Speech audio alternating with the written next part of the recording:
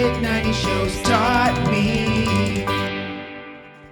Shit 90 Shows Taught Me was not filmed before a live studio audience. Are you ready to slay another day? So are we. Welcome back to Shit 90 Shows Taught Me. I'm Jess Sterling here with my co-host, Sarah Humphrey. Sarah, how are you? You're not my podcast partner. Who are you? I'm just a figment of your imagination. And then you've been podcasting alone all these years. We fade to the distance. I don't know. I'm not going to do a video effect where I start fading in and out, but just imagine that I did. Imagine that I did. Yeah. I can't believe it. We're talking about season 5, episode 5, No Place Like Home. And of course, we're not alone today. We are joined by the one, the only great friend of the podcast, Todd the Librarian. Todd, how are you? I'm feeling weak and kidney today. Thank you very much. So kidney. Oh, I can't wait to talk about all of the roughy stuffs. But I feel like you mean Spuffy. What did I say? You said Ruffy. Don't be rude. Ruffy, Riley and Buffy. Oh, is that what you want to talk about? I thought you were going to say something else. No, of like her calling him kitteny. Leave him alone. But okay. Anyway. But there's certainly a bigger headline than that this episode, which I presume is the reason that Todd wanted to come on and talk about this episode, which is that Susie, they weren't trying to gaslight us. Susie wasn't here the whole time. Susie has been an implanted memory key trapped in a human body. I think I have that right.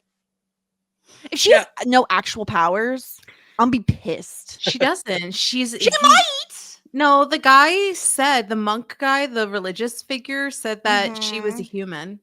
So what I wrote down, the key is energy. It opens the portal. For centuries, it had no form at all. Then the abomination found us, which if that lady is an abomination, I want to be an abomination. Okay. Wow. This had to be a lot of people's like bisexual awakening. She was gorgeous. I can't. I'm so excited to talk about her. The abomination found us, gave it form, molded flesh, made it human. Dawn is the key. So Todd, obviously I want to know, when you do you recall when you watched Buffy for the first time, what you made of Dawn's appearance on the show, like starting in season 5, them trying to say she'd been here all along, on and on and on?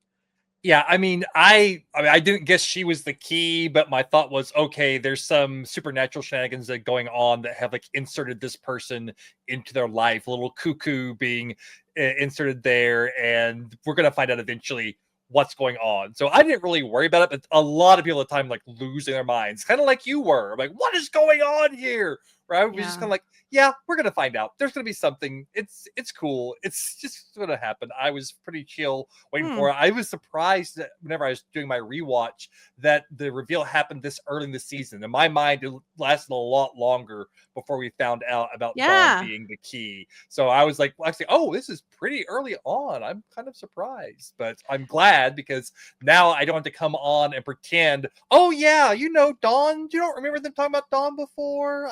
I was not looking forward to trying to gaslight you in a guest appearance. So I was like, let's just wait till Dawn reveal has happened and then I'll come on. Yeah, Sarah, we are a bunch of dum-dums. We were like, okay, the show just wants us to believe that she's always had a sister. That's fine. We'll play along. And you know what I'm going to blame this on, Sarah? I'm going to blame this on the fact that first of all, our podcast is about 90s television. And 90s television classically does this to us all the time, where it's like, this person's been here all along. Don't you remember this person had a sister? We talk about continuity issues in like Boy Meets World, where Sean has a sister and then he doesn't, and then he has a brother, and that, they do this to us all the time in 90s shows. Obviously, Buffy is like better than that. Okay, whatever. But like, I feel like we can't be blamed for just going along with it. We're just two go with gals. I'm just such a go with gal. It's funny because I am, after watching this episode, I was actively frustrated with myself for not using any sort of critical thinking or anything to question or like I didn't question it. Like I just like truly didn't. And I was just like, okay, this is what we're doing. And I There's think a lot like going on. well, you I know? mean, it just like all signs point to I'm very likely to join a cult, which is concerning. Yes. It's very Yeah. concerning. And Yeah. I think like the thing is that I think you're right. Like I think that like I'm just used to television doing some sort of like switch up and like us having to adapting. Of course, like this is season 5. It goes on to 7 or 8 7. seasons. 7. 7. So like there's a world where like, oh, like this show's been around for a while. We really should mix things up a little bit. Like I don't think that's very wild to like assume that they Yes. would bring in somebody younger to just like spice things up. But I am frustrated myself that we spend time at times like looking into theories or whatever, and I didn't even I truly didn't question it. And you know, I just think that I am just letting shit happen to me and I'm going along for the ride, and it's concerning. It very much is. To be fair, it is like there is a lot of work that goes in by the monks or whomever is the one actually putting this into the works, right? Whoever is making Susie a key in the form of a human, they are like they're changing literally everyone's memories. Mhm. They're like photographs, right? Like It's pretty cool. schools. It's pretty Like cool. there's a lot that you can't just invent a human. Like there's backstory. There is so much that has to happen for the monks to be able to pull this off that I don't know that I would have ever been able to guess anything like this because of just like how much would have to go into it to make it work. Well, So yeah. So I just want to remember whenever you had Antonio on for the Jonathan episode Superstar, where Yes. Jonathan rewrites all of reality so that he's always been the hero, and everyone just kind of and Antonio says this episode is going to be kind of important down the road. We are down the road now, but this is like That kind of like makes sense. the testing waters of like the type of magic that was used for Dawn. It's not just rewriting, like you said, like it Dang. created this whole, not just memories, but also her room and her clothes and all this other stuff. They basically rewrote reality so Yeah. that she was, for everyone else, always That's been like the Buffy's biggest sister. power we've ever seen. Like this rewriting an entire reality where like another full human being exists in this world. The human is exists, right, crazy. Todd? Like Dawn is a person that exists in the world. Now But they she created is. her. yes. Now she is. They created her. They created her to be the key. The reason they created her, correct me if I'm wrong on any of this, Todd. The reason they created her is because they wanted to protect this portal from the abomination. And they knew the safest way to do that was to create a human that would hold the key, be the key that Buffy would protect with everything. And what kind of person is that? Well, it's a family member. She would protect her sister with her own life. So they had that. That's why in their minds, they had to make it a human being. And then to make it work, they had to change reality to have Susie exist. And at the same time, Todd, Susie doesn't know that she's the key. She thinks Buffy is my sister. Like she's implanted with memories as well.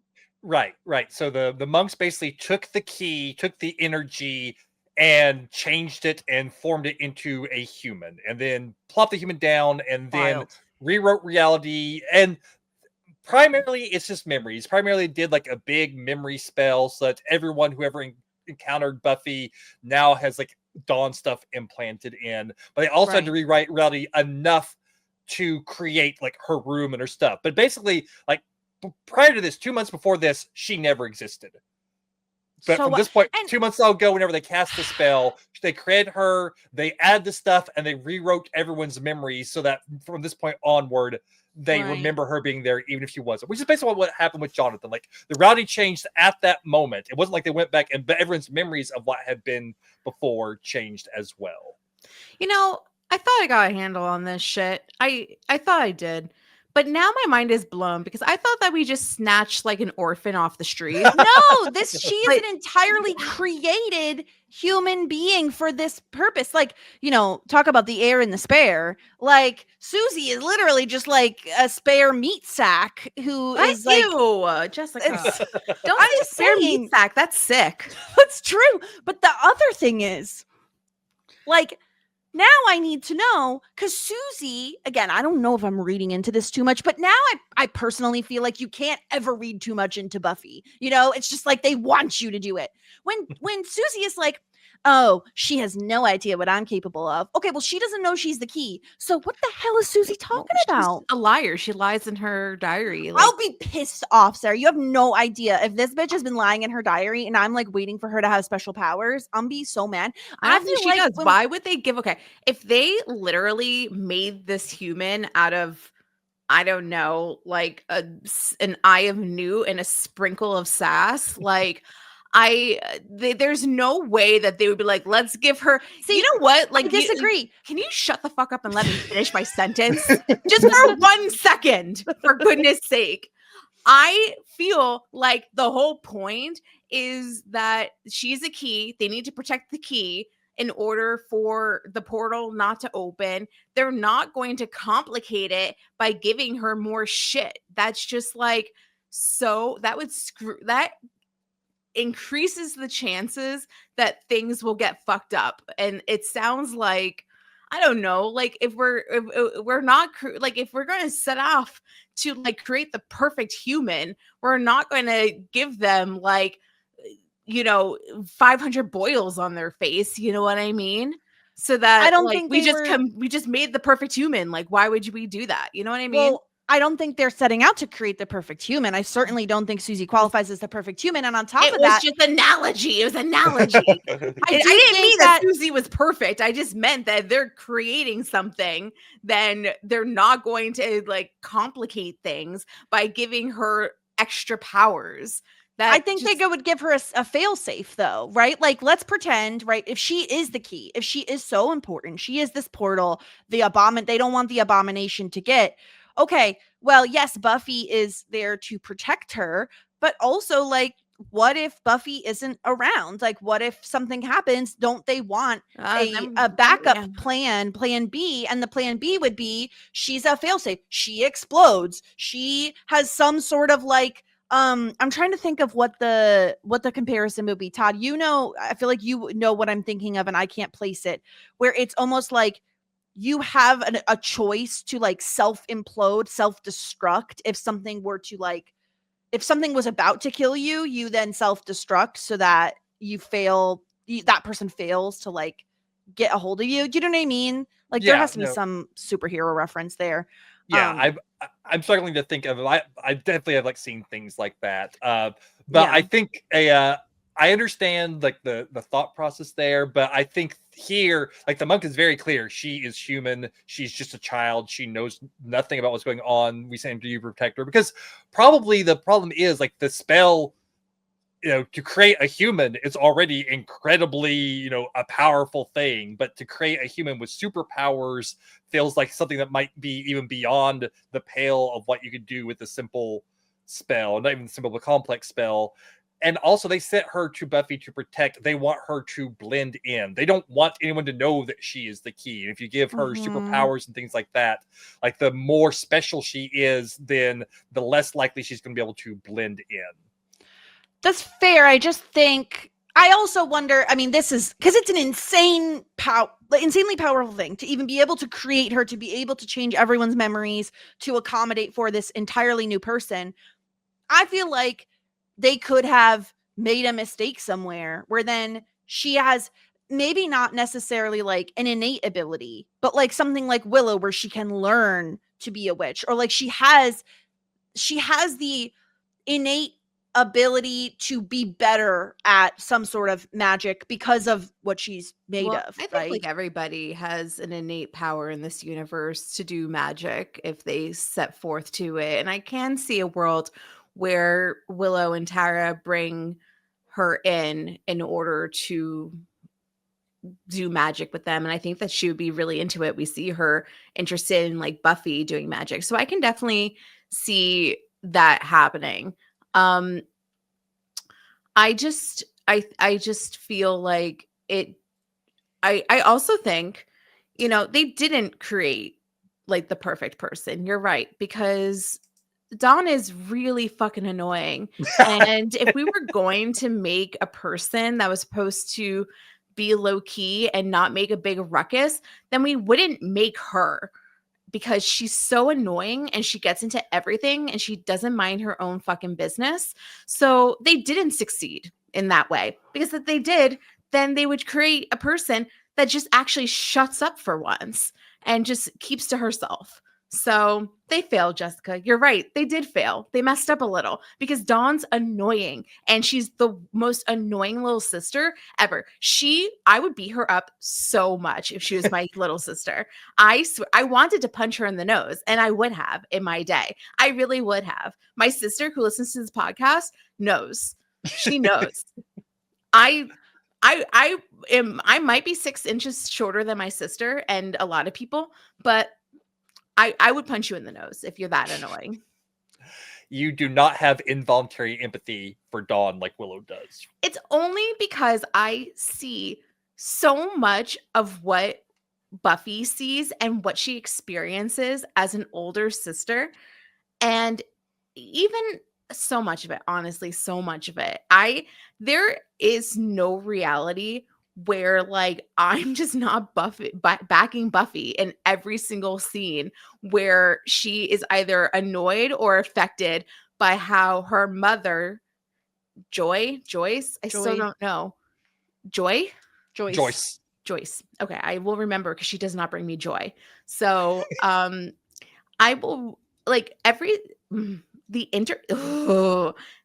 okay, I'm sorry. I don't know if you want to like set up and we get there eventually, or if we just like, I don't know what you want to do, Jessica, but if you want me to go on a rant, how I think it's complete bullshit, the affection that Joyce gives to her youngest daughter versus Buffy, it just sets me off. I mean, that's fair, but my question would then be, and how is that Dawn's fault? Because I don't think it is. She was born second. It's not her fault. That's a good point. That is a good point. And that is something that I still struggle with in and out of therapy. Because I am with you. Like, I think for Joyce to be like, oh, my little pumpkin belly, or whatever the hell she calls Dawn.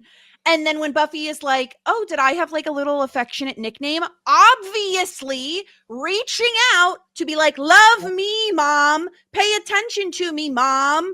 For her to be like, no, you're just Buffy. It's like, fuck you, Joyce. Like, fuck you. Because truly, and if this is what Joyce is doing, is really fanning the flames of like a sisterly rivalry by like showing so much favor to Dawn because she's the baby, because she's the younger sister. Like, it's fucked up what Joyce is doing.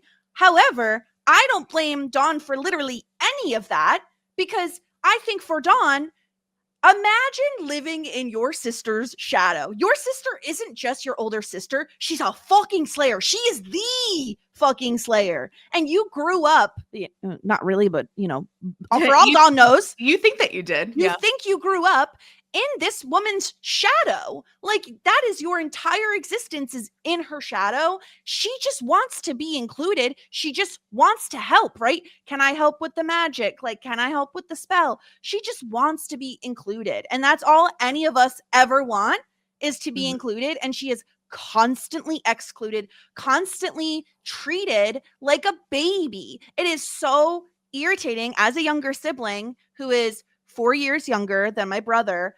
He always treated me like, because I'm younger, I know nothing. Because I'm younger, I can't do XYZ. And sometimes it's true. Sometimes you can't do XYZ. Have you ever wondered if you were just being really fucking annoying? I don't think Dawn was being annoying. I don't think she was. I think she's trying to be helpful. Okay. So we all know I'm an older sister. Jess is a younger sister. Todd, you're an only child. So like we need a non-biased opinion. Like, we really, really do, because there is never going to be a world where like I'm not on Buffy's side and Jess doesn't see Dawn's point of view. Like we just can't get there. It's just not how we were engaged. I do understand what you're saying, Jess, about like it's not Dawn's fault. I think that's a great point. I think that's a point that I did not learn until I was after 18. I was older than 18. I think it's a thing that I still struggle with being like a 30-something-year-old woman. I just think that like we as a kid, you are like you don't have the capacity to realize that it's your issue is with the parent and not with your sibling. Like it's just you just can't understand that. You're not emotionally intelligent for that. But I do agree with that.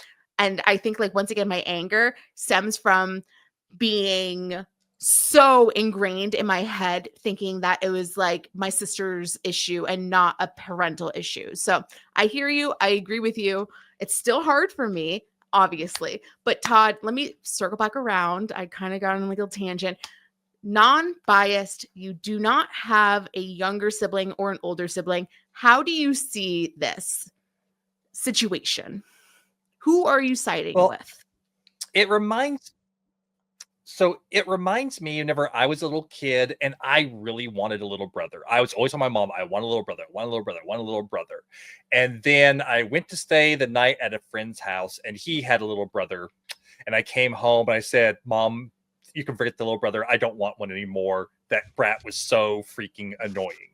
And so Dawn annoys me. I am on the Dawn is annoying camp. And like, yeah, some of it you can place on Joyce's shoulders and some of it is like a reaction to being a Buffy shadow. But reacting to being a Buffy shadow doesn't excuse the fact that she still is freaking annoying at times. I mean, you might understand why she's being annoying, but doesn't stop the fact that she actually can be annoying. Just even the thing like, oh, Buffy helped me make this breakfast. Just like, oh, come on, I it's think just like also it's the age, like right? that. I think the age is also the big factor here because obviously she's younger sister, so she's going to be younger. But the maturity level is just so vast at the ages they're currently at that it feels like this I feel like very strongly. And Todd, I don't know if you have this with any like family members, like cousins or like friends or anything, but like I feel like if you grew up with a bit of a competitive back and forth of like against each other for your parents' affection or just against each other because you compete with who's in your general vicinity, even when you're older, that's still there. That baggage is like still there. You know what I mean? Yeah, no, I think there's like, again, like reasons why she's away, but just from a vacuum, just looking at how she's acting, how she reacts to everything, just constantly kind of like, oh, woe is me, poor me. It's just like, it's annoying. It just really grinds my gears. And I feel like most of the fandom felt the same way. I think that there was like definitely some anti-Dawn sentiment in the fandom at the time because she came across as very annoying to most viewers. Gosh. I like her individually, but I just, especially when the Joyce stuff comes in, it just like so irks me. I could have been triggered. I think I was triggered. I think the nickname thing really sent me over the edge, and like just like the cuddling on the stool, and like this is just some shit that like I was not like the warmest little child. Like I didn't want to be like hugging all over, but like because of that, like when I saw my mom like cuddling with my sister, I got angry. I was like, what the fuck? Like I didn't get that shit. Like, and half of it's probably mean, like I was rejecting it, but also it was like, hey, like what the fuck? Like what is this? And I got mad. So like I just think that like I don't know. I can really relate to Buffy about all of this. So it was frustrating to watch at times. And I think that I think it's just like the older siblings' plight. This is just the struggles that we deal with, especially when it comes to mom's little baby. And I also think like, yeah, it's the ages that they're at. Like they're both like young and immature, 18 and or 14? 14 and I don't know, whatever. I think there's a 5-year age difference. I just like She's like cannot. 19, yeah. So but also I think you're right, Jess. Like, I think that if you put yourself in a house with your brother and your parents for 2 weeks, I guarantee you those the same dynamics that you were experiencing with as a teenager will come out. And I think that it's just like you revert back to it. And I just think it's just like that dynamic about siblings. I think there's parents out there that like very much do it well, and the kids are not jealous with each other and they're not competitive. I think that I've seen it, but it's not really what I've experienced. Well, I also think, yes, you can improve things by being good parents. Like, you cannot make mistakes that Joyce is making here. But also, I feel like I had pretty darn good parents. And that still doesn't necessarily mean that, I mean, at the end of the day, you and your siblings are still just human beings, and you're still people. You're gonna clash at times. Your personalities may not always gel. Like, that's just life. That's what happens. But yeah, to kind of bring it all back here, like, I think Buffy, a lot of the times, she has a lot of responsibility on her. I give her credit. She has a lot going on. She's in college. She's maintaining friendships. She's the freaking Slayer. Like, she has a lot to do. And I think she also sees Dawn as somewhat of a burden at times. And especially being that they're in a single parent household, like, she is bound to feel the weight of that responsibility as well. Now, especially with Joyce being sick, which we'll get into. But I think that, like, she then takes the fact that she feels that burden out on Dawn, when Dawn really has no control over the fact that she was born. And I loved the conversation that they have at the end when Buffy goes back to her after learning all of this, after learning about the portal and the key and all of that. And she goes to Dawn, Todd, and she says, like, and they have the conversation about, like, one of them being adopted by, like, howler monkeys. And that felt so real, like, so siblingy, that comparison of, like, I always dreamed you were adopted.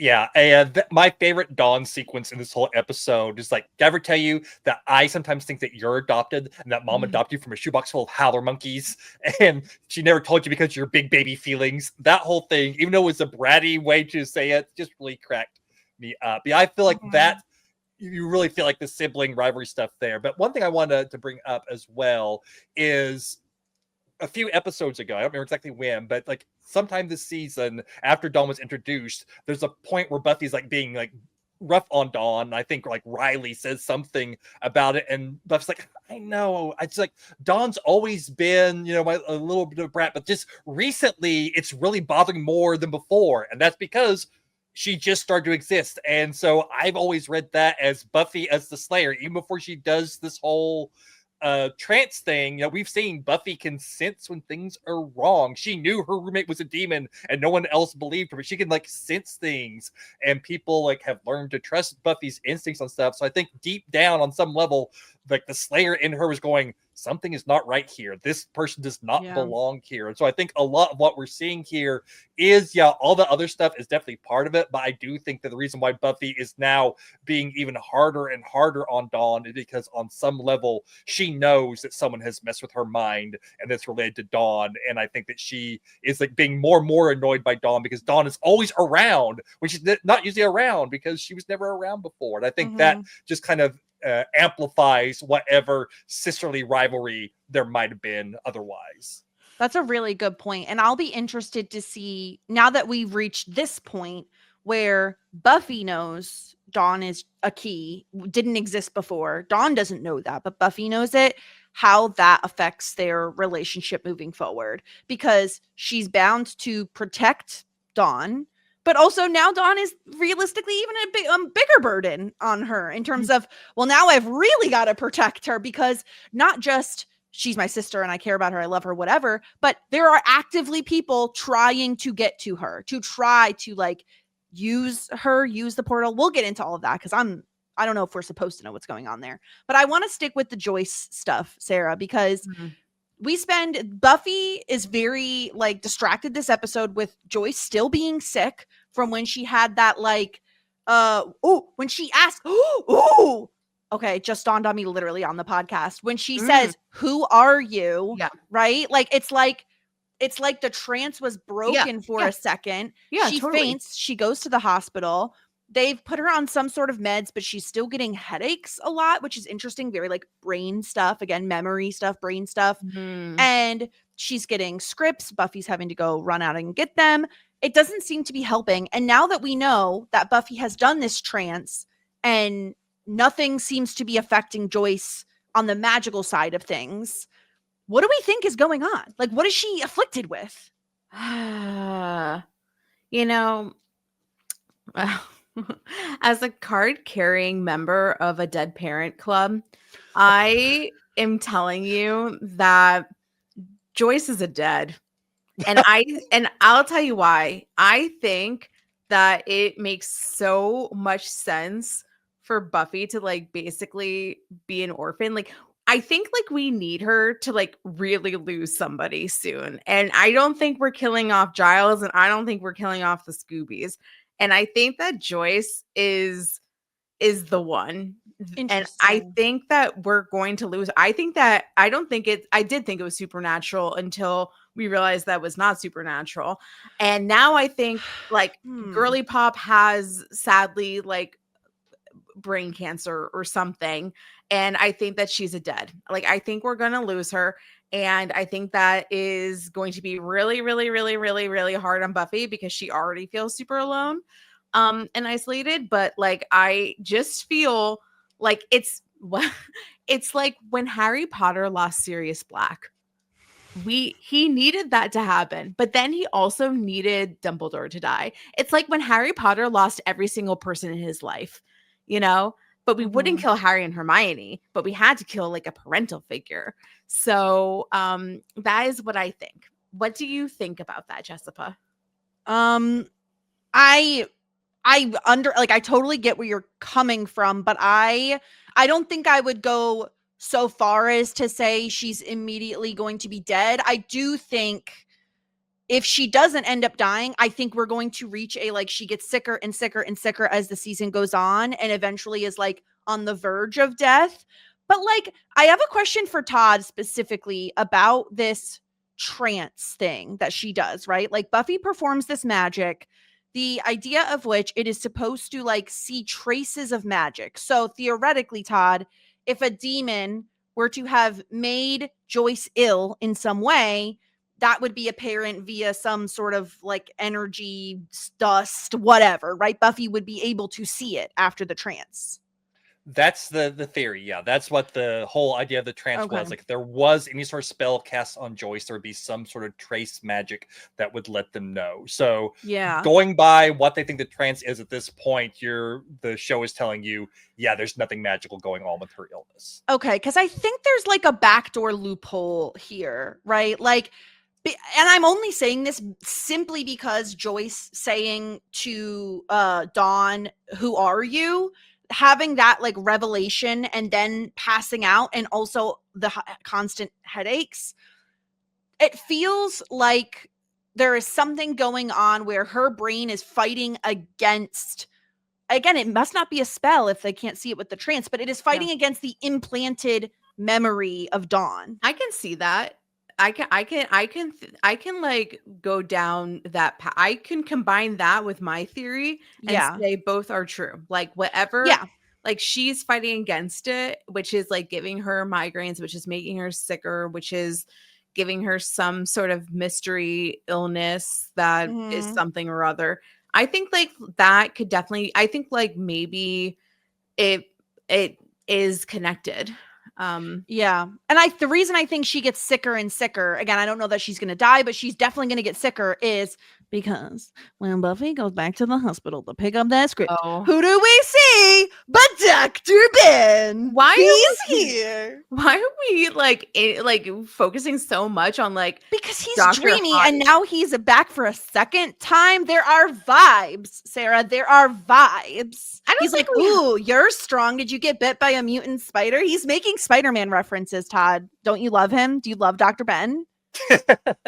Yeah, I mean, saying a radioactive spider is like definitely like a way to accomplish harm. Yeah, he's making some inroads there, but he's no Riley. Well, I also think he's very kind. Like, I don't know. I'm not a doctor. I don't know how their lives work, but like, he recognizes Buffy from like, oh, how's your mom? Like, he's like so kind of checking in. I'm just saying, Dr. Ben. I just love how you're so into the bare fucking minimum. Oh, now this doctor who asked how your mom is after he treated her, he must be the best guy ever. Not Riley, who he did something really, really amazing this episode. I'm forgetting right now, but like he did something. He needed to do something amazing because he was an insecure piece of shit last episode. So he was due to do something amazing this episode. He wasn't being a piece of shit. He wasn't being a piece of shit. I'm going to chalk everything that he said he did last episode being due to him being like horribly ill and on the verge of dying. That messes with your brain. So I give him a pass whenever he is like on the verge of death. Yeah. I want to know, Sarah, what your thoughts were on the Buffy not wanting him to go out slaying with her, calling him fragile, calling him kitteny. Well, I mean, like, he's fragile. Yeah. Like, I wouldn't want... it's like just like protecting your partner. Like if Adam hurt his foot playing pickleball and he needed some time to rest, I wouldn't want him to go out and play pickleball the next day. Like it's just protecting your partner. So do we know how long it's been? Like, because he had heart surgery. Like, how long has it been since that? Yeah. Time is a weird soup. I don't think they really address like the timeline of it all, and it's really hard to say. I think the show kind of hand waves a lot of stuff when it has to do with like medical recovery and things like that. It's been long enough that he's like able to go and work out in the danger room in the back after getting called weak and kidney, but probably not enough that he is really fully healed enough to be able to go out and fight vampires.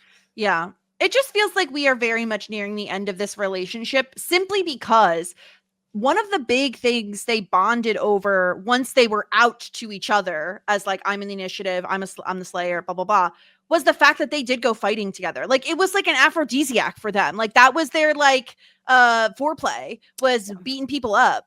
And now that he's like more human. Yeah. Just also them having something in common, like them doing something together, having a common mission.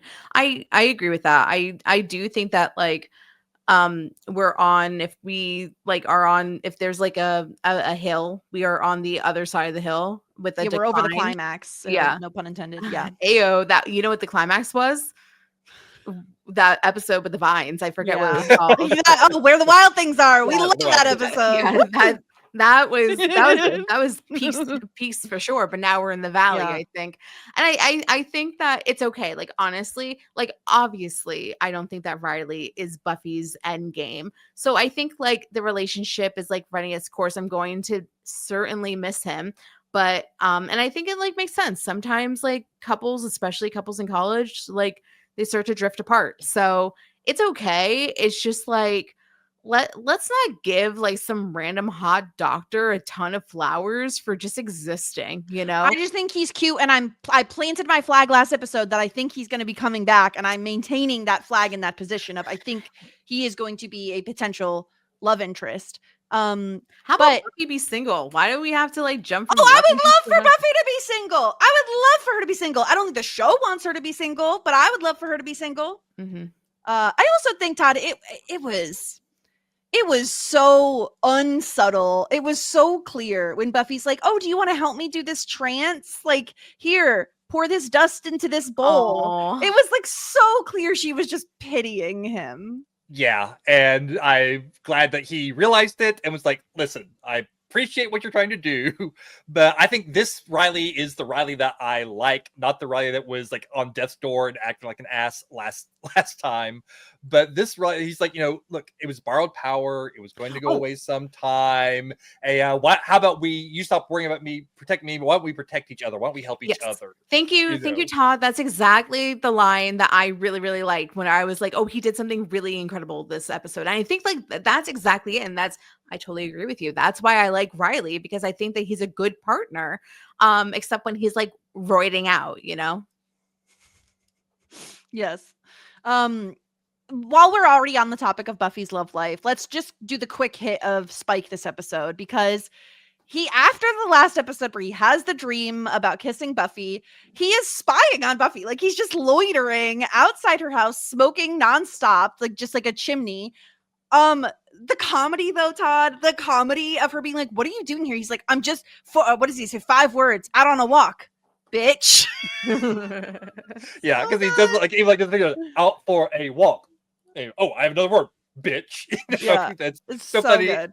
And then as he's storming away after, fine, you need some pleasure in life other than shagging Captain Cardboard, and I never liked you anyway, and you have stupid hair. It's just like so Captain great, Cardboard is just incredible. It was like Spike was what I have to assume was like most of the fandom. Again, I don't know for sure if everyone hates Riley, but like I get the vibe that most people at least think he's boring. Okay, hold on, we can't Captain I don't think Cardboard is incredible. Who hates Riley? I Not think fine, apathetic. there you go. Thank you. I feel better like, about he nothings that. me. Yeah, I feel good about that. Let's not throw the H word around But here. Cardboard is perfect, right? Like Cardboard is nothing. Cardboard does nothing. It's just cardboard. Like he's bland. He's vanilla white pudding. toast. Yeah. Captain Cardboard is perfect. What does he do? What Spike? What are you him doing? like telling her she has stupid hair is just so funny. She's so great funny. hair. Stop it, Spike. You know you like. He's very much like, I like you. I'm gonna pull your pigtails, like kindergarten style. Which don't do that. Like, can we raise our children not to be like, I like you. Let me physically assault you. Let's not do that anymore. Can we just be like, talk about our feelings a little bit, Spike? Can we? I mean, obviously he's been unalive for a very long time at this point, but I'm excited to see where this is going to go, mostly because I think the banter between the two characters is so fun. And Spike having to reconcile this dream that he had. Again, love and hate is a fine line, and he is riding that line. I have a question. Do either of you both are my good friends. Like, do you think that after Riley's out of the picture, do you think I'm going to come around to the Spike? No. To the Spike and the Buffy and the Spike? I think it would take a lot. I think it would take... Okay. I think if you were going to come around on Spike, he would have to have a massive redemption arc in terms of, again, I think he's very funny, but in how he treats people, especially Buffy, he would have to have a massive redemption story for you to then get on board. I don't think it's impossible. Mm-hmm. I just think what they'll do with the character is probably not going to want you to come around, lead you to wanting to come around. If that makes sense. I don't know. Todd, what do you think? Yeah, that's kind of where I would land as well, I think. Because I think like a lot of your complaints about him, Sarah, if he keeps behaving the same way he is, then it's going to be hard to get past that. Yeah. Sarah, you didn't True Blood, right? No. Because there's a character that I think is Spike-esque in some ways. Todd, did you True Blood? I can't remember. You're talking about Eric Northman? I am talking about Eric, because Eric, played by remind me what the hell, who is he? Skarsgård. Thank you. He's a Skarsgård. Yes. Played by something Skarsgård. Alexander? Yes, is it? Maybe. Anyway, tall, blonde, you know the deal. Very Nordic. That's all scored.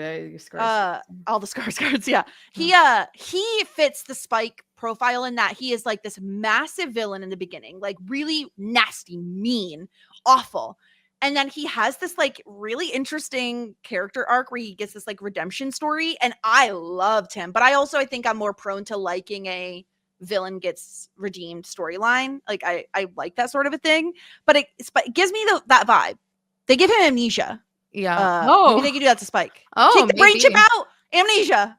Oh wow. Yeah. I mean, I came around on Dawson Leary, and he was a villain at first. He's also a Pisces, though. He doesn't he have like the same birthday as me or something like that? Yes, it's unhinged. It's like me, Dawson, and like Julie from Felicity all have the same birthday. It's really sad. Teenager. I think like they're actually no. I think like they're the day before me, the two of them, or like maybe Dawson's. It's the day very after. close though. It's very close. Yeah. I mean, I guess I can, if ever everybody wants it, then I guess I can come around to it. But well, we'll see. But we're not even there yet. At the bare minimum, can we just like not throw tombstones at your girl? Like at the bare minimum, maybe like not throw your girlfriend's dolls into the fire and call her a stupid fucking idiot.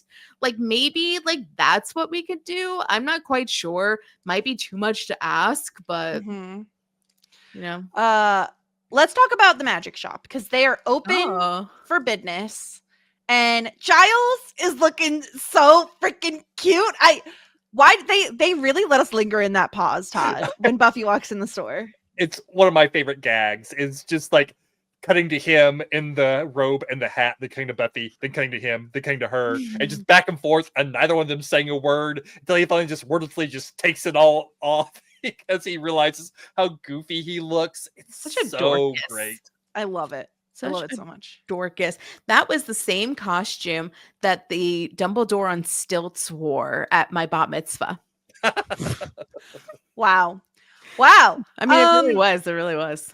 He at first is not getting like any business. He's starting to worry. And then they get insanely busy, which is great, lovely. But it's like exhausting for him. And I was just saying this, Sarah, like 2 episodes ago, Anya, what is Anya's job? What is she doing? Yeah. What is she up to? She found the perfect job. First of all, knowledgeable about the products. Love that. Getting better at the customer service thing. See, this is like the perfect scenes of which like we put Anya in of like, okay, leave me now. You paid me. And Xander has to be like, okay, honey, like we have to like tell people to have a good day. And she's like, why? I got the money.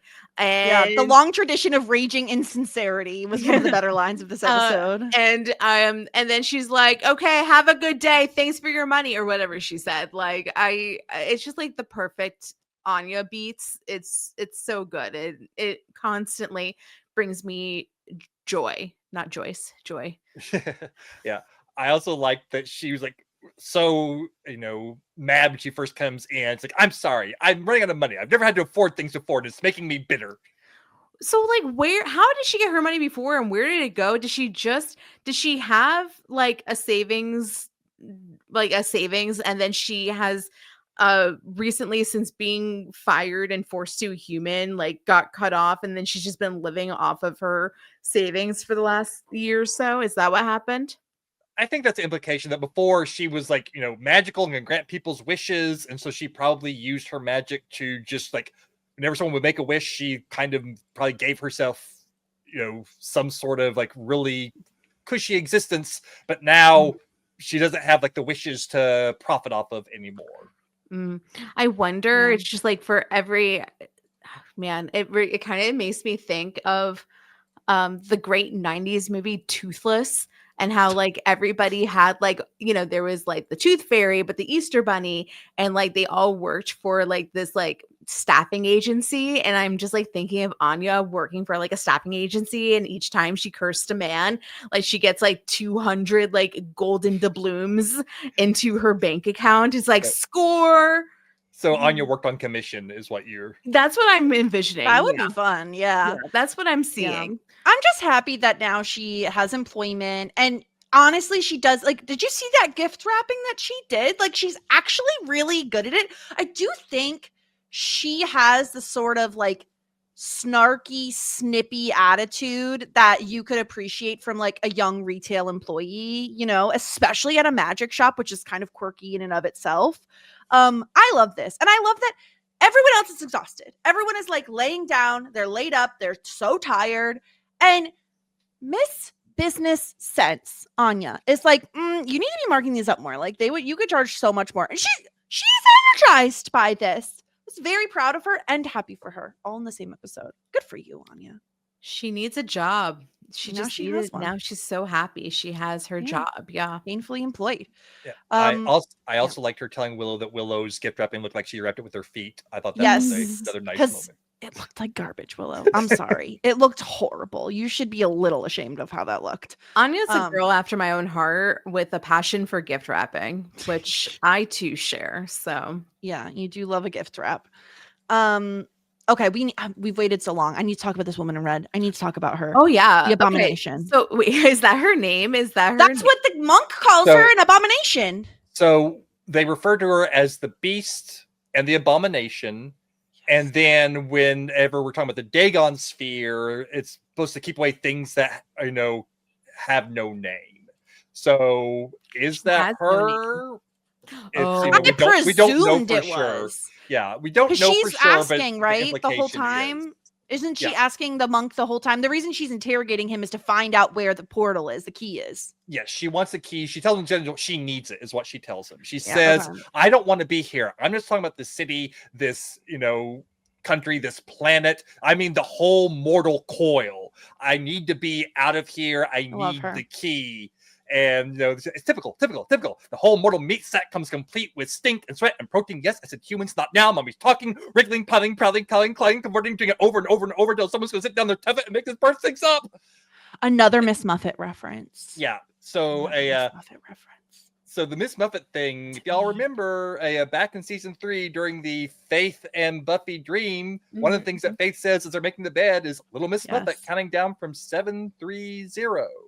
And then we had the Curzon Way reference before, and now we have this. And 730 happened season 3. 730, that's like 2 years worth of days. That's like 365 days times 2. So almost, this is like, a couple seasons after that. So there's, some things to think about there that were definitely being discussed in the fandom at the time. Todd, do you know what the Abomination, as I'm going to refer to her as, or I'll just call her the woman in red? I love a red lip, and my God, she was serving.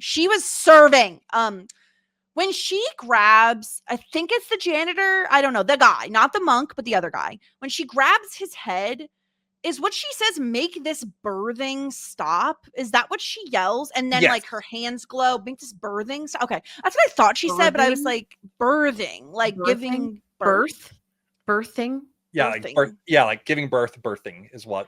Yeah, it was very strange because then her hands glow. She like squeezes his head, almost like she's like orgasming. It's very much like, again, like climax, sort of a like release situation. But and also before she does that, she is like gone full manic mode, is completely lost the plot. Is like the whole thing I just did is her just like completely rambling, and then she does that, and it's like, oh, that's better. So I love her. If I assume, because I know, Sarah, something that we knew going into season 5 is the people who love it are like, the big bad, though. The big bad is incredible. We love the big bad. At first, my theory, Sarah, I was like, it's Harmony. She's going to actually turn into the proper villainess that she was destined to be. But I think she's a little too goofy for that. Now, the Abomination, though.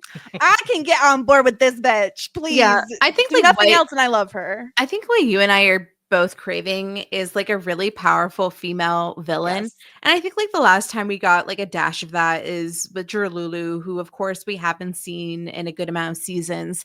Even a little bit with Faith, a little bit. Yeah, but thank goodness, because Angel is redeeming her. Oh, good after all of, thank goodness for his hard work and his dedication. Nobody could do it like him, not Buffy. No one redeems like Angel. No. Angel is our savior. He saves us all. So yeah, I mean, yes, Faith. Yeah. I just think that having a female villain, and like they try to do it with Professor Walsh. And like obviously we lost her. Like I think like the show wants, like, seeing the fight between the Abomination and Buffy, like seeing them, almost on the same level. I feel like that's what we're like really wanting to see, is like some like female on female like powerhouse violence. No, not fighting violence, but you know what I'm saying? Like I think like that's what we're craving. And I plus they had the banter, right? Like when Buffy fights, she's always throwing in one-liners. Yeah. And I loved that the woman in red was like, bitch, I'll come right back at you with your one-liners. I think that too. I think like she's a lot of fun. I think that if she's our big bad, I think that I'm really excited. She's definitely like cuckoo cuckoo, like Todd, like really good, well done about the monologue. I'm sure that you like brought that to drama school so that you can get the part in like the vagina monologues or whatever you tried to do. Why would Todd try to be in the vagina monologues? I don't know. You're a good man, Charlie Brown. I don't know. What do you want me to say? That is a good audition piece for a good man, Charlie Brown. Yeah, for sure. So no, one of my favorite, like, just like brief scenes in all of Buffy is her sneaking up on Buffy. That little thing. It's like so good. bizarre. Like I said, she's kind of in like the Drululu vein of like, she's not all there. Yes. And she is like a different type of not all there than Drew was, but like even like whenever she's like beating Buffy up, and then like she's like, I'm gonna see that thing with worms, you rip them apart, you got two things that happen with you, and then Buffy hits her. She's like, hey, why are you hitting me? Were you born in a barn? Stop it. And just acting like it's like the most like, why would you dare hit me? Yeah, I'm about to beat the crap out of you, but you dare hit me? What is wrong with you? Just like, there's just something not right with her, and it makes like a really interesting villain. And also, she is just beating the crap out of Buffy. She is flinging Buffy all over the place without breaking a sweat. And girl just stopped and broke a building. Well, she's literally in heels the whole time too, right? Icon, queen status. So, do you recognize the actress at all? Oh no, am I supposed to? Her name's Claire Kramer. Probably the one of the biggest things she was in. She's in Bring It On. She's one of the yes, like she and the like. There's the two who are like trying to like undermine her the whole time. Yeah. Yes, I don't recall, but she is. Yeah. I know exactly who she. Yes, of course. Okay. Well, I guess we're just gonna have to watch Bring It On. I just immediately stand her because, like you said, Todd, I love, and of course, because Faith's in it too. Yeah, I mean, there's a big reason why my friends went to see Bring It On in the theater, and it wasn't because it was a chilling movie. It's because the two of them were in it. So that's hilarious. That was like the big thing for us to go see in the theater. I recently watched a movie that had her and Tara and Cordelia all in it. They were all three in this movie together. So yeah, it was the only reason I watched the movie is because all three of them were in it together. It's not a great movie, but I watched it because all three of them were in it. I'm like, okay, this trio of Buffy actresses, I have to see them, what they're in this. I can't remember what it is, some sort of something grill. I don't remember. It was again, like very Hallmark movie level thing, but yeah. I love a villain that enjoys being a villain. Yeah, I mean, that's what we liked about the mayor. And right? there's something here, okay, I just put together, because this episode is called No Place Like Home, which we all know is like a Wizard of Oz reference. The whole thing in the Wizard of Oz is the ruby red slippers, right? And the clicking them 3 times to return home. This girl wearing head to toe red lip, red dress, wants to go, or at least get out of here, wants to go home, use the portal to go home. Wow. There's connections being made. But either way, she has curly hair. She has a red lip. I am destined to stand. And I'm so excited.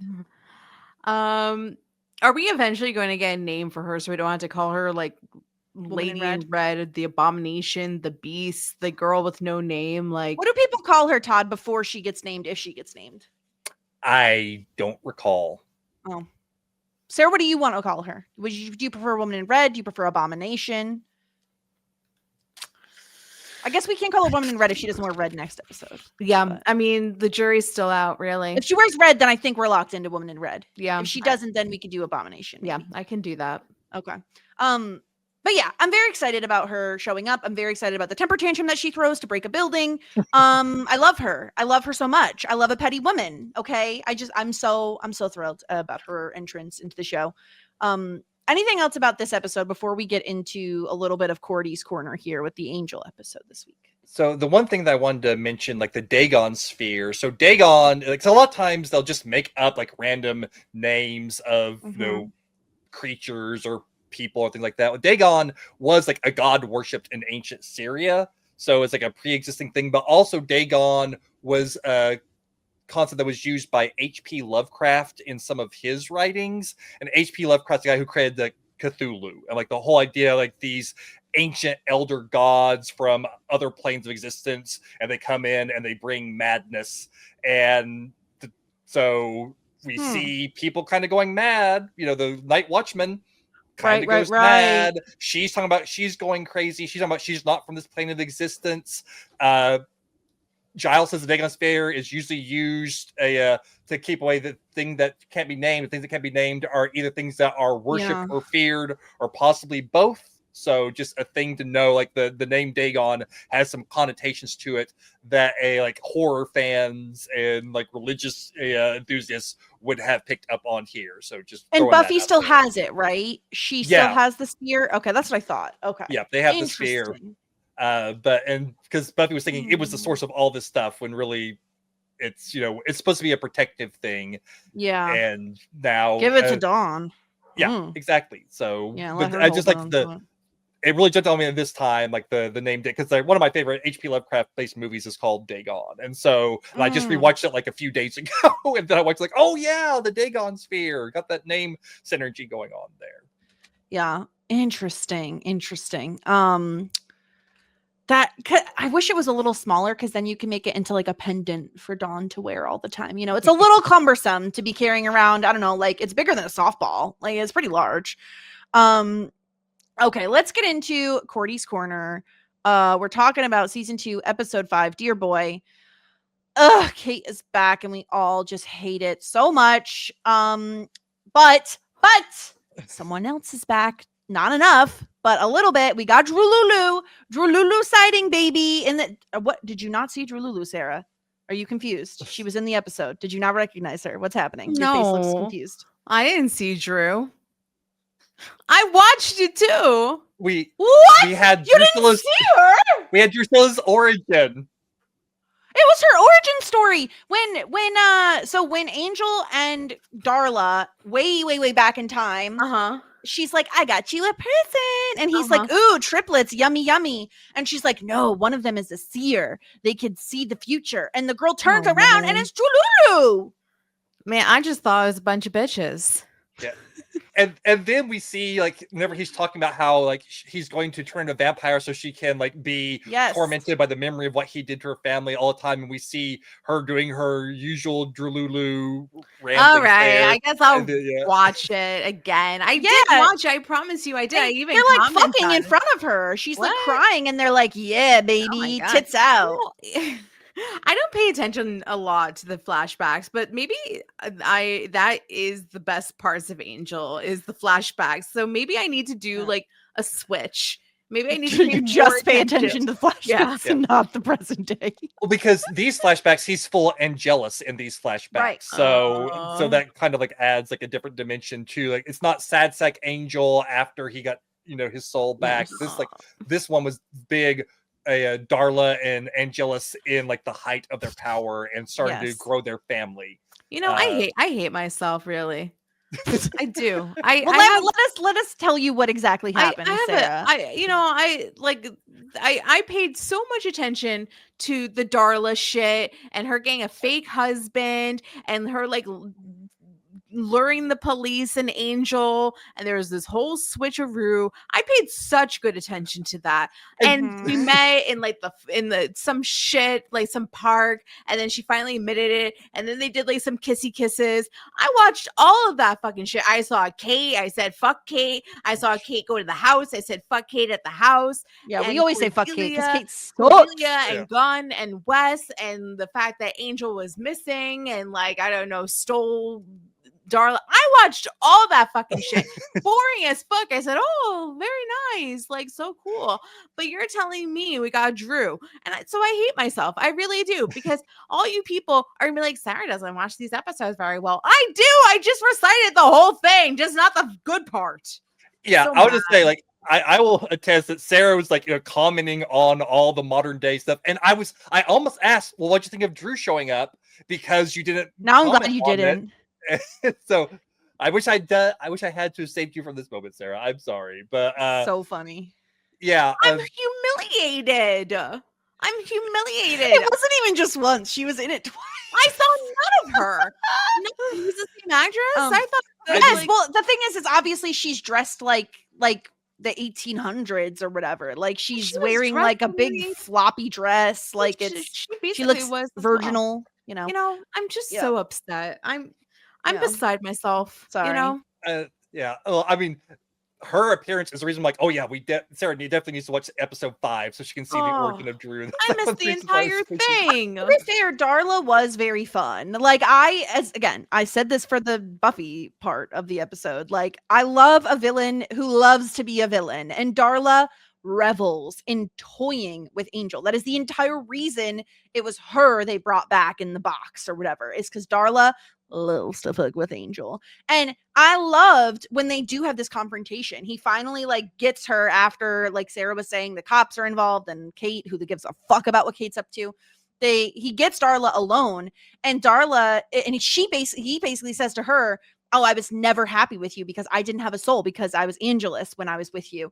And she is just like, well, that can't be true. We were together for like hundreds of years. You only liked Buffy because she was new, which I was like, oh shit, bitch. Oh, she's speaking that truth, was though. entertaining. Yeah. Speaking tea. But yeah, he says that because you have a soul now, because she's human, because we see her go into the light earlier in the episode, which is what makes everyone think Angel's is fucking losing it. My guy is sleeping way too much. He's depressed as hell. He's losing it. He thinks this random lady is Darla. Look at her in the sunlight. She's obviously not a vampire. But he says, well, now that you are human, you have a soul, which means you're going to feel all of the evil that you do. And I love that Darla holds the cross up to him, and she burns him, and she says, you know what? No matter what, God doesn't want you, but I still do. I was like, oh shit. They're destined for each other. Star-crossed lovers. I love it. I mean, she's really cool. Like, she's a really cool villain. I thought that's what everybody was pointing me to, but yeah. I mean, it's that too. It's like the Darla and Drew of it all is like definitely like one of the reasons why this episode was like a thing. People, you guys need to watch this. Definitely not Kate, because fuck Kate. As good friend of ours, Lindy said, move over Xander slander. It's time for Kate hate. Yes, she's really useless. Kate. She's the worst. Here's the thing. In the show Angel, we're like, Angel's kind of the worst here. Like, Angel is the LVP 9 times out of 10. Sleepy Angel, I think, is worse than like depressed Angel. Sleepy Angel is so fucking annoying and boring. Kate takes that, hold my beer, Angel. I'm gonna be the fucking worst. Like, her just being like, oh, and you, Gun, what's your record like? Let me just go check you out. God, that was such like a freaking hate crime. I hated that. It's just like, what assumptions are you making, you jackass? He's just here. He just is existing in the world. He does have a criminal record, but still. He does, but still, like, it's not like Cordy or Wesley do. It's not like Angel's other associates have any sort of like records, but she sees the black guy in the place, like, let me run a check on you. And also, she is a fucking idiot for not picking up on Darla saying, I told him to stay out, and he just brushed right in. Like, come on, Kate, you have been standing up. I know what you are. I know you couldn't save my father because, he wouldn't invite you in. But now someone blatantly says, we did not invite him in. He came in anyway, and you just brushed past us because you got a mad on for this guy, even though he has literally done nothing to you. He has actually helped you and saved you and done so much, and you are so, it's the little people that I care about. Well, then go after the actual monsters, you horrible, horrible, awful person. I hate her so much. She's the worst. She needs to leave. Yeah. And honestly, Angel needs to like wake up more. Truly, Kate needs to leave, and Angel needs to stop being so sleepy. It's ruining the show. They need to get out of here with this. Well, in theory, now that he knows that Darla's around and Darla's been the one that's been getting in his dreams, in theory, that sleepy stuff will stop because she's been using like magic powder to get in his dreams. And so Cordelia's not getting paid enough for this bullshit, Todd. Okay, she's pulling all of the weight. She's having the visions. She's getting them clients for Angel to fucking blow off some lady. This is easy money, Angel. It's so obvious this woman is having an affair. Take the money. You're an idiot. You need to pay your employees. Yep. I do really enjoy the bickering between Cordy and Wesley. Like, I think it's like really fun of like her, saying, well, Wesley, why don't we just pay you every time that you like find an interesting fact? And he's like, Yeah. no, why don't we just He pay her for threatens to hit her with the book.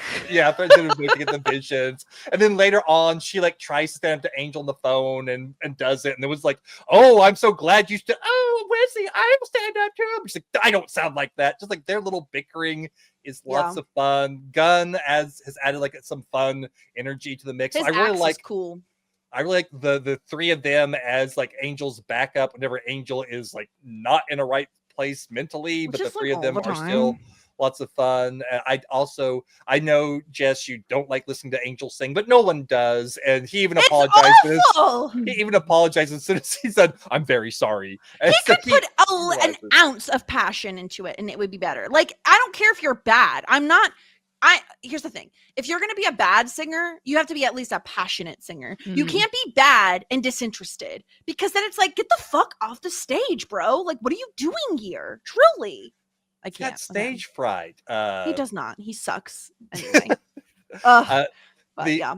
The only other thing I wanted to mention from this episode that just cracked me up is when Darla has her actor husband, like pretending her husband, and he's just like talking about all the acting stuff, and she's like ready to kill him. He's like, I don't know, yeah, he's like, I don't know, is it true when I pull your chair out? And this linguine smells so true, and this linguine smells so true just sent me. That line is just so freaking dumb. It just cracked me up. And Darla's like on the verge of killing him early because she just can't handle the actor talking on and on and on.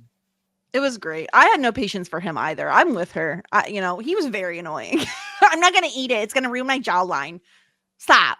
You got hired for a job, bro. Eat a fucking noodle, okay? I can't. I couldn't with him. Anyway, that was the episode. Let's get into some feedback, because we did get some feedback. We got an email from Chris, who says, I'd forgotten how long it took to introduce the big bad in this season.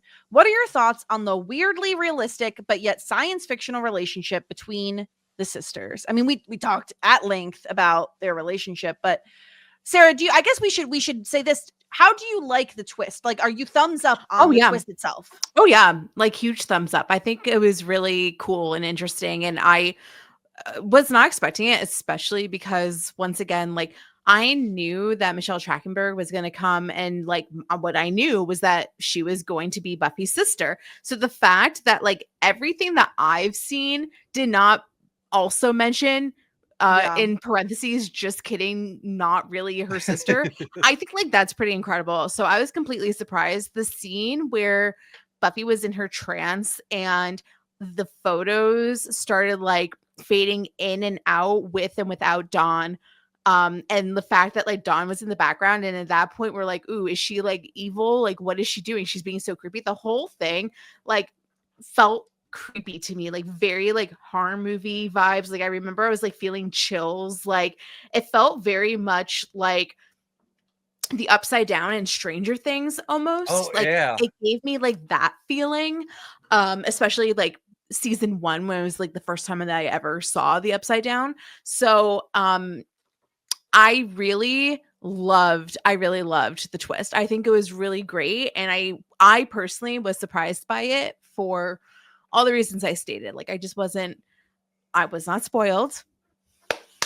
Woo! And it was a surprise to me. So very well done. How about you? Oh, after Todd. Yeah, I just you brought something I meant to mention earlier, and just like how creepy they had Dawn act to make you think that she was like actually a malicious entity when she's just being a brat. Welcome home, Mom. I made you tea. Yeah, it gave me big Pretty Little Liars vibes, honestly. Like every time they want you to think that someone might be or might be evil, they will have them say these things in the creepiest way possible that aren't really like, they're not really creepy, but they just happen to be talking super creepily at this moment. It gave me big season 4 Pretty Liars, especially vibes. So we just got done like watching all of that, but that sort of thing, like, okay, we need to have her say things that aren't creepy by their basic nature, but could be taken as creepy if you think she is. Like, do you think I care that you're the Slayer? Oh, Mom, here's a drink. I made it for you. So you're just like, oh no, what is this evil pod being doing right now? And just like her staring at Buffy on the phone with Giles. Like they really amped all of that up just to make you think she could be evil, when really it's just like her being like a bratty teenage sister. Yeah.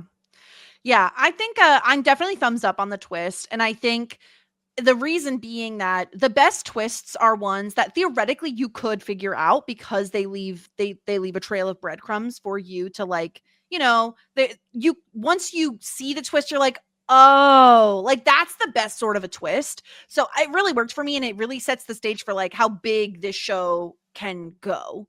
So I really liked that about it.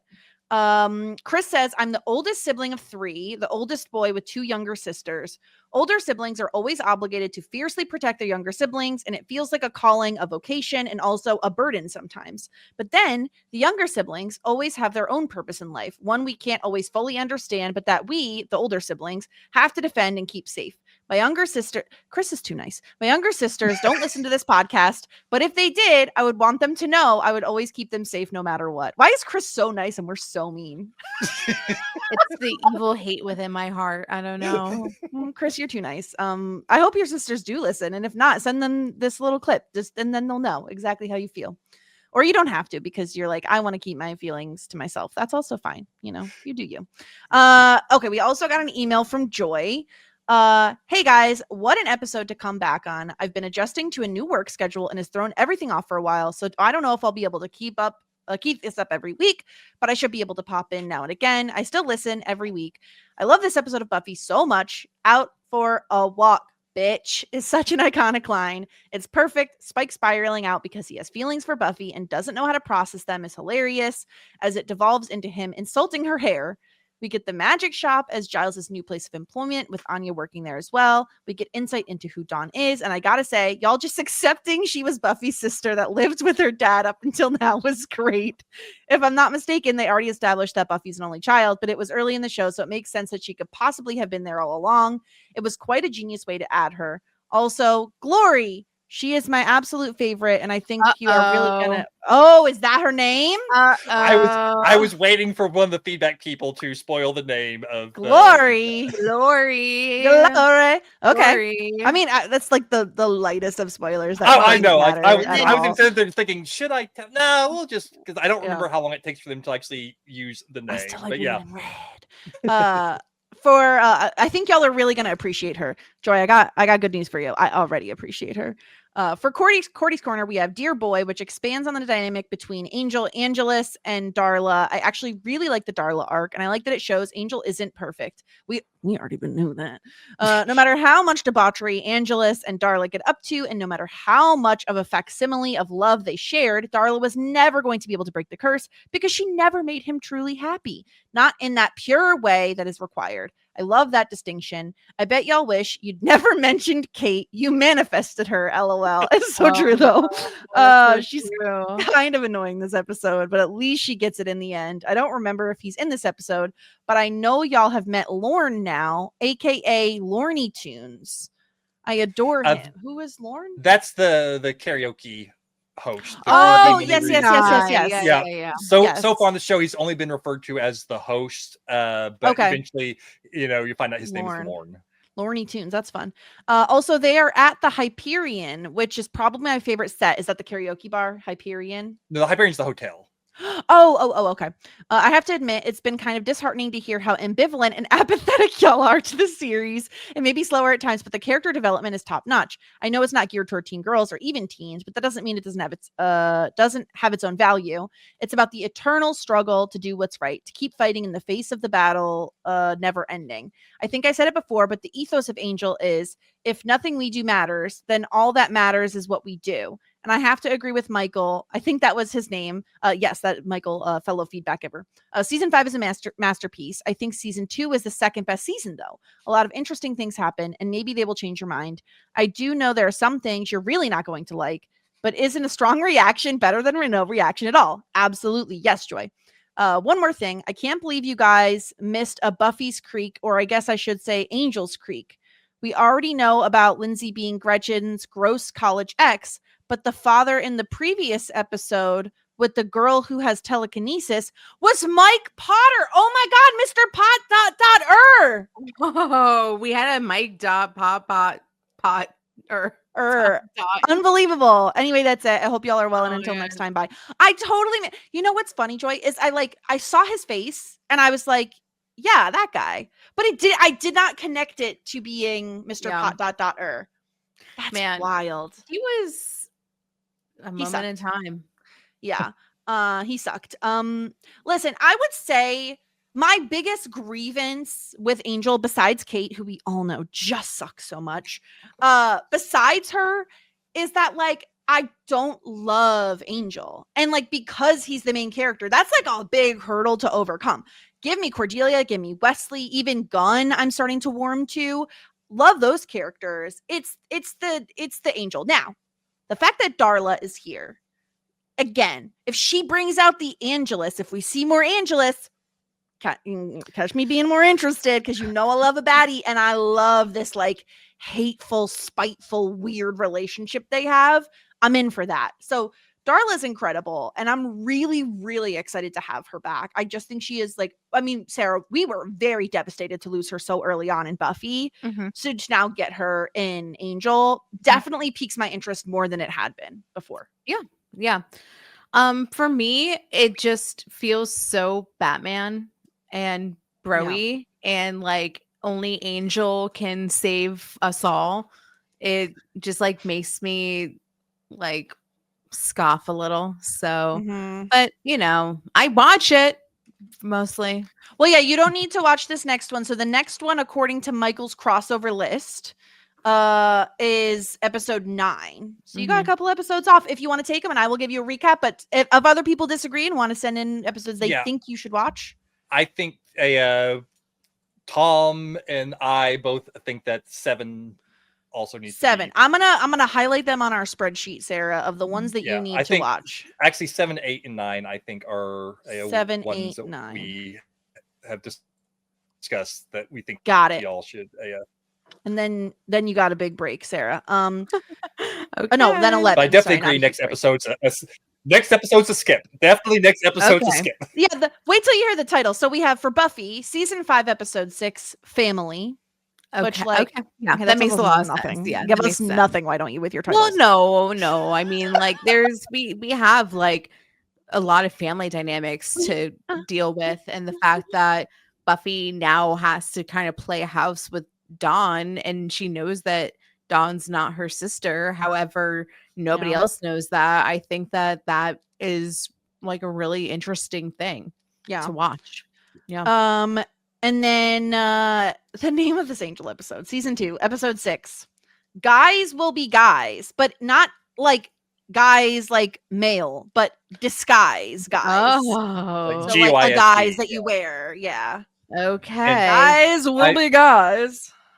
I was mistaken. It's episode 7 we recommend, but then like 9, 10, 11. That's what. Okay, so no 7. Got it. No 8. Yes, 7, no 8. Got it. Okay, so you got like in every other sort of a situation, Sarah. And then and I'm going to rewatch the flashbacks so I can see Drew. I'm sorry. Okay, like it's but she did look a little different. I'm telling you, Sarah, because if you're used to vampy Drew Lulu from Buffy, it is a bit of a shock to see her looking so different. I mean, like I am watching it while I'm doing work as well. Listen, we're watching.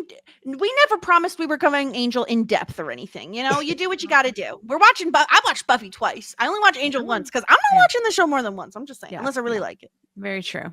You know, so that will be next week. Very exciting stuff here. I can't wait to get more of this villain. I love her. She's giving like the hair. Oh, it's the hair for me. I'm so excited. She's our girl. I mean, she's our girl. She's our girl. But yeah, that's what we have going on. We'll be back next week with Buffy. Todd, what are you up to lately? Well, over on Whirlwind, Tommy and I are about halfway through Gravity Falls over on Tuning In. We almost halfway through the 2nd season. We just had our friend David on recently, and next week we'll have Tommy's friend Briz, who some of you might know from The Circle. Alex from The Circle a few seasons ago will be on talking about episode 11 of season 2. Then also Previous Little Liars has started back up again, so you can go hear me try to lead everyone through guessing about what's going on over there. And of course, Wonder Girl podcast, we are in season 2 of Everwood now, and I will also soon be on talking about Schitt's Creek. Yes, which is So close to its end. Oh my god, I can't handle it. Sarah, do you want to tell the people about anything else? Any recommendations you have? Anything like that? No. Did you watch that documentary, the Unknown Number one? Of course, yeah. Such PLL vibes. Oh yeah, Such I PLL know, vibes. that's so true. Yeah. What a Yeah. creep. That's wild. Yeah, I haven't watched it yet, but our friend Marissa also was like, guys, this is such PLL vibes. It's Like, so yeah. good. And it's a movie, I think, right? So it's like, it's very quick. It's not like multi-series documentary thing. It's just a straight up movie. I did watch Overcompensating. Adam and I watched it and we really liked it. Is this a show or a movie? This is a show on Amazon Prime. It's the college movie that I kept. I've been wanting to watch the college that. show. It was really, really good. It was really good. Interesting. Okay, Yeah, I'll have to bump it I up. think it got picked up for a second season too. Yeah. I think. which Love I'm that. very happy about. So I do Incredible. recommend that. Awesome. Well, you know where to find us. Shit 90s Pod everywhere. And we'll be back with Buffy next week. So until then, everyone, here endeth the lesson. Just ask. Shit 90 shows taught me. Shit 90 Shows Taught Me was not filmed before a live studio audience.